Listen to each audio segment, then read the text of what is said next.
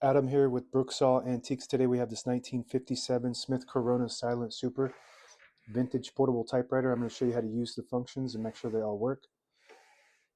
Up top is the adjustable paper guide. This helps you guide the page in straight. I'm going to line that up with the edge of the platen, which is the main roller that feeds the paper. Margins are above that. I'm going to set this left margin around 4 or 5 and the right one around 75 to, well, let's go on 80 something. Just got to make sure they're in between the two paper fingers, and this is the paper support arm that flips up from the back.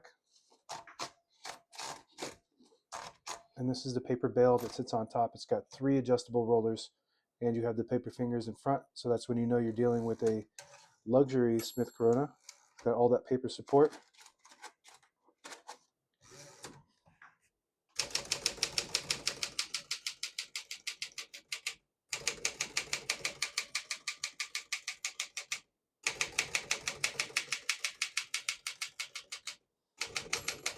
Once you hear the bell, you're at the end of the margin. Hit the slime space, get you back to the beginning, and skips 1, 2, or 3.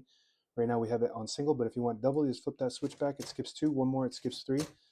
That works good. We're going to keep it on single and finish typing. As you can see, all the keys type nice and none of them skip or stick. I'll type a sentence in red on the next line and switch from black to red. There's a switch on the right side. Flip it all the way down. There's a red dot to tell you that you are printing the bottom portion of the ribbon, which is red. When you have it in the middle, it doesn't print any ink at all. It just leaves a stencil for copying purposes. When you have it up top, it prints the top portion of the ribbon, which is black. We're moving that down for red.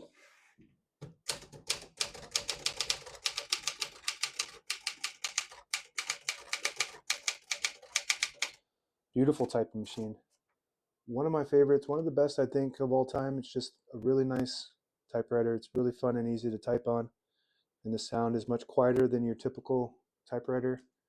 It's not actually silent, but that's just a branding to make it. They made it just so it's much quieter. It's got a deadening sound to it, so the sound just doesn't travel as far. To pull the page out easy, there's a switch on the right side. Flip it forward and it unlocks the rollers underneath the platen, allowing you to pull the page out easy, or load thicker paper like carbon copy or cardstock.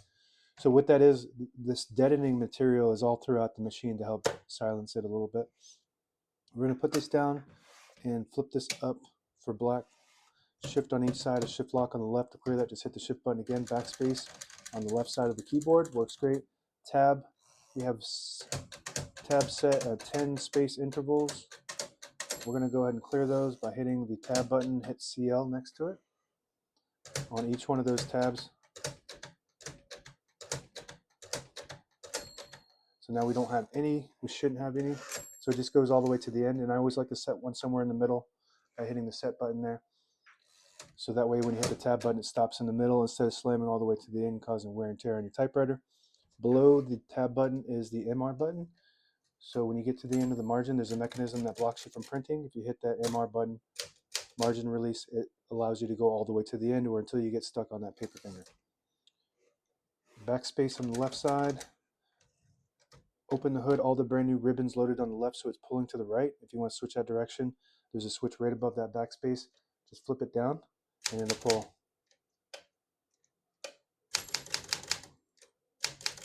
Flip it up, it'll pull counterclockwise to the left. Flip it down, it pulls to the right. That works good. Touch control right above that from low to high. The farther left you go, the higher the tension is. What that does is it loads a spring on a mechanism that controls the keys. So when you hit the keys, there's more tension.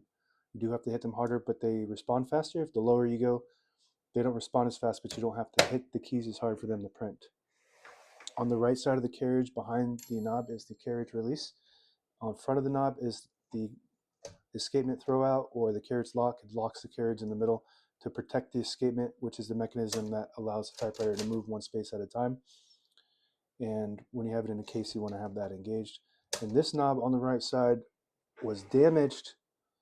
So I have this 3D printed one on here and it looks really good. It's a replica of the original. It's got pretty close to the color too, the beige color. It looks really good. So if you need a knob for this machine, check out my shop and I have those available. Since I don't make them anymore, just 3D design and 3D print them myself. On the left side, there's a little lever here. You pull it out on the end of the knob. It disables the spacing so you can get to an exact spot on the page. You push it in, you get the clicks. Each one of those clicks is one space. And the same concept on the inside, there's a lever here. You just push that down and disables the spacing. You push it up, you get the clicks. And on the inside of the platen, on the left side, is the page gauge where you see set and end. So you want to set it to underneath 11, right there. When you load the page, and then on the left side, it'll start telling you when you're getting close to the bottom of the end of the page. 2 inches and 1.5, 1, 0. So that's it. Now available on eBay or Etsy. Search Brooksaw Antiques.